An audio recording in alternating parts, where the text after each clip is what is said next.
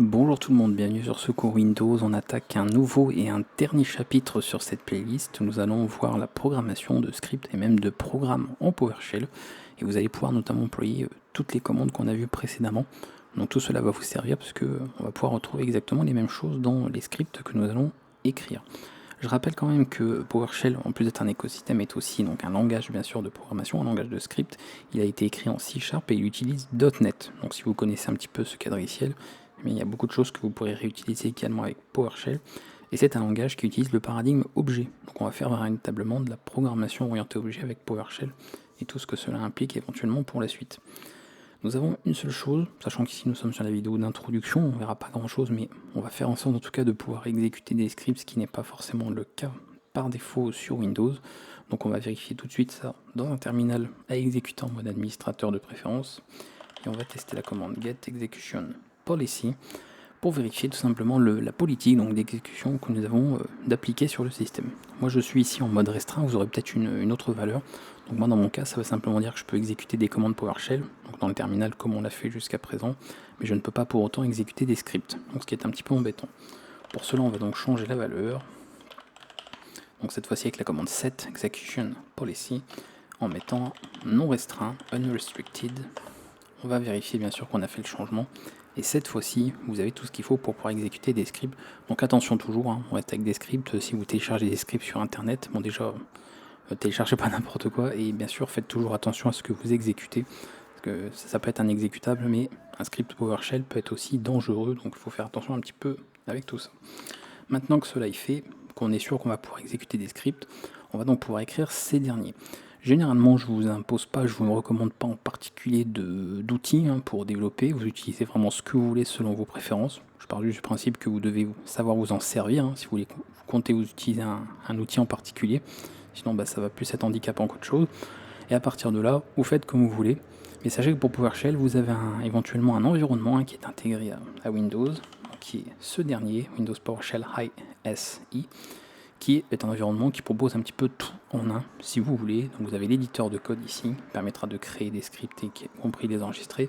Vous avez le terminal qui est intégré, et vous avez un annuaire des différentes commandes, y compris les différents modules qui sont installés sur votre système.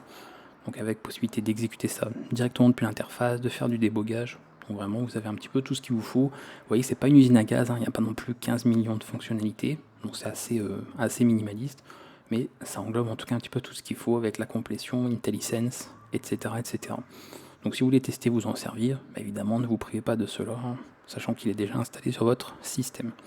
Pour le reste, nous allons passer comme d'habitude par l'écriture d'un script et ensuite son exécution dans le terminal. On va donc ici créer un nouveau fichier. Oui, bien sûr.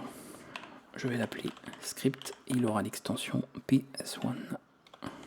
Voilà, comme la console de Sony, mais rien à voir. On fait ceci, comme d'habitude, si vous voulez être sûr qu'il s'exécute dans votre bon éditeur, vous pouvez vérifier un clic droit propriété et modifier ici pour choisir l'application qui ouvrira ce type de fichier. D'accord, donc voilà.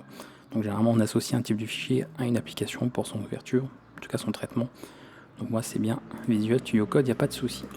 Je peux ouvrir sur ce dernier, j'ai ma page qui est ici, et à ce stade, on va pouvoir écrire des commandes. Alors on va voir plein de choses, non, on va voir comment utiliser des variables, comment écrire des conditions, des boucles, définir des fonctions, des classes, bref, tout ce qui peut servir en programmation. Mais sachez que toutes les commandes PowerShell que vous avez vues dans ce cours sont utilisables ici. C'est comme si vous étiez sur le terminal, sauf qu'on les écrit dans un script, et c'est après coup qu'on peut exécuter ce dernier, ou même faire l'exécution d'un script à partir d'un autre. Bref, on a plein de possibilités. Donc nous on va rester sur quelque chose de très simple. Pour commencer, on va noter ça. Juste pour voir que ça fonctionne bien. Donc l'équivalent d'un ICO, tout simplement. Et ensuite, ici, je vais me rendre, donc bien sûr d'être toujours dans le répertoire qui a mon script, important, à moins d'utiliser le chemin absolu, mais ça c'est vous qui voyez. Et à partir de là, je tape juste le nom du script, j'auto-complète avec la touche Tab, comme d'habitude, et je peux exécuter sans problème, puisque j'ai les droits, en tout cas la possibilité d'exécuter sur ce système, avec les changements qu'on a fait tout à l'heure. Donc vous voyez que ça fonctionne très très bien. Donc je te montre, alors j'ai fait un petit, comme si j'avais fait un ls, on pourrait très bien, alors un get child item, on va utiliser la commande raccourci, donc son alias ls, sur le répertoire courant, et si j'exécute à nouveau le script, vous voyez que ça fonctionne très très bien. Donc vraiment déjà à ce stade, juste avec cette vidéo d'introduction, vous allez pouvoir quand même vous amuser à retester, réviser plein de commandes qu'on a pu voir, parce qu'on en a vu quelques dizaines sur ce cours, on en a vu beaucoup. Donc vous avez l'occasion de revoir un petit peu tout ça. Et bien sûr, dans les prochaines séances, on va aborder donc tous les concepts élémentaires finalement de la programmation.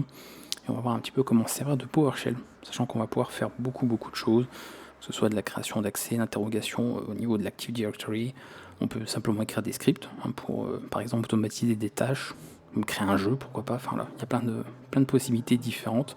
Donc vraiment, c'est très riche. On aura tout un chapitre sur le sujet. Donc on a beaucoup, en tout cas, à voir pour la suite. En attendant, si vous avez des questions avant les prochaines vidéos, n'hésitez pas à les poser dans les commentaires. Et moi, je vous dis à bientôt.